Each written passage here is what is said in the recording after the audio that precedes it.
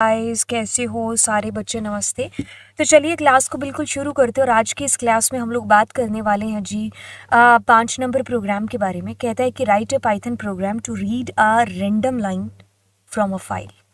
Okay, so आपको randomly आपके पास में कोई भी लाइन है जो प्रिंट करानी है, ठीक है। मतलब कभी आप प्रिंट करो तो आपके पास में ये हो जाए, कभी ये तो कभी ये, कभी ये, कभी यही दोबारा से।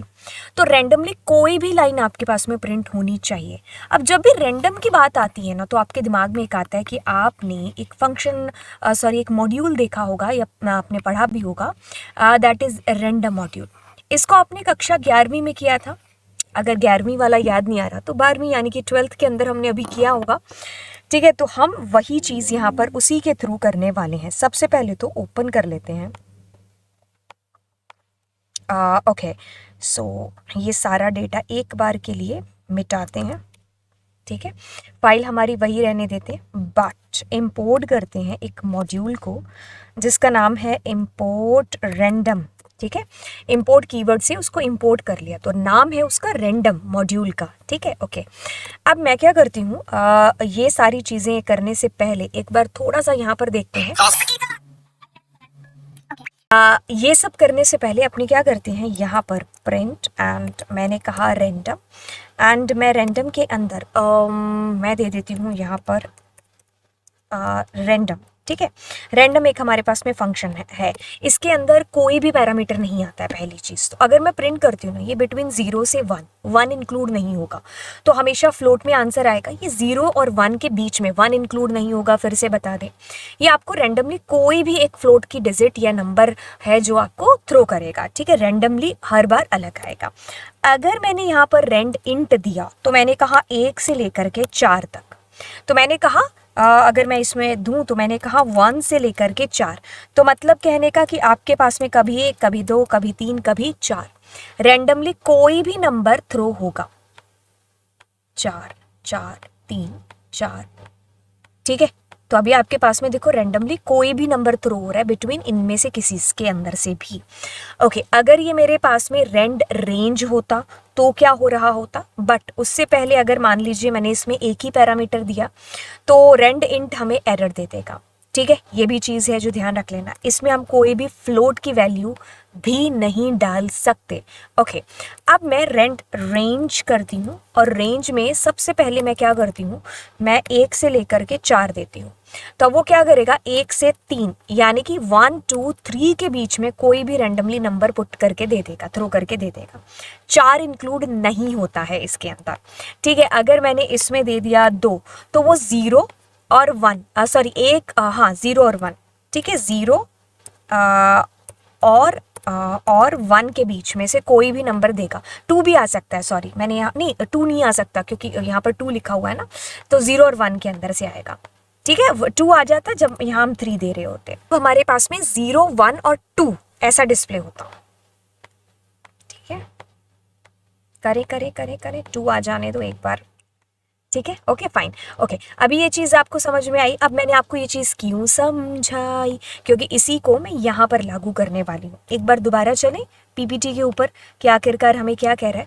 It is asking to print any random line. Okay, for that हम क्या करते हैं, डेटा के अंदर एक सेकेंड हम क्या करते हैं, डेटा के अंदर लेंथ ले आते हैं, फाइल डॉट रीड लाइन्स, ठीक है। सारी लाइनें आ गई। अब हमारे पास टोटल लेंथ आ गई कि कितनी है, ठीक है। तो अभी हमें रैंडमली कोई भी लाइन कभी भी प्रिंट करानी है, तो हम क्या कर देते हैं, print and random dot randint ले लो। तो अब आप कहते हो रैंड इंट, इंट की बजाय ना रैंड रेंज ले लेते हैं। क्यों रैंड रेंज लेंगे, क्योंकि रैंड इंट में एक पैरामीटर नहीं आता है, रैंड रेंज के अंदर हम एक पैरामीटर दे सकते हैं। तो 0 इज बाय डिफॉल्ट है। तो हम क्या कहते हैं, हम यहाँ पर कहते हैं कि रैंड रेंज के अंदर हमारे पास में लेंथ ऑफ डेटा, तो ये एक नंबर आपको थ्रो करेगा जो कि एक इंटीजर नंबर होगा, ठीक है। तो बजाय इसके हम यहाँ पर ये भी कर सकते थे, number is equals to and मैं यहाँ पर डेटा का नंबर, ठीक है। तो अभी मेरे पास में देखो एक एक करके कोई भी लाइन प्रिंट हो रही है। अभी अपने ऐसा करते हैं कि इन सारी लाइनों के आगे ना नंबर दे देते हैं, ठीक है, ये 1 लाइन है, ये 2 लाइन है, ये 3 लाइन है, ये 4 लाइन है। तो अभी 1 2 3 4 में से कोई भी रैंडमली लाइन आपके पास डिस्प्ले होगी। ठीक है, सारी हो गई ना डिस्प्ले, 1 2 3 4, राइट। तो ये इस कदर इस प्रकार से हुआ। अब आप कमेंट सेक्शन के अंदर मुझे इसके अलावा भी अगर कोई तरीका है ना, तो वो आप मुझे बता रहे हो। हाँ, तो देखो क्या चीज़ हुआ, आपने फंक्शन कॉल किया, ठीक है, आपने रीड किया डेटा सारा का सारा अपनी फाइल के अंदर से। इसका मतलब है लिस्ट आ गई आपके पास में डेटा के अंदर, पूरी लिस्ट आ गई, पहली लाइन, दूसरी लाइन एंड सो ऑन। ठीक है, अब इससे क्या हो रहा है, इससे आपने लिखा यहाँ पर लेंथ, तो जैसे आपकी फाइल में मान लो 3 है तो लेंथ 3 होगा, इसका मतलब 0 1 और 2, इनमें से कोई भी लाइन जो है नंबर आएगा। तो जब कोई भी नंबर आएगा तो हमने कहा डेटा का कभी 0 कभी 1 कभी 2। ठीक है, तो इस तरीके से हमारे पास में वो रैंडमली लाइन प्रिंट हो जाएगी, कभी भी कोई भी।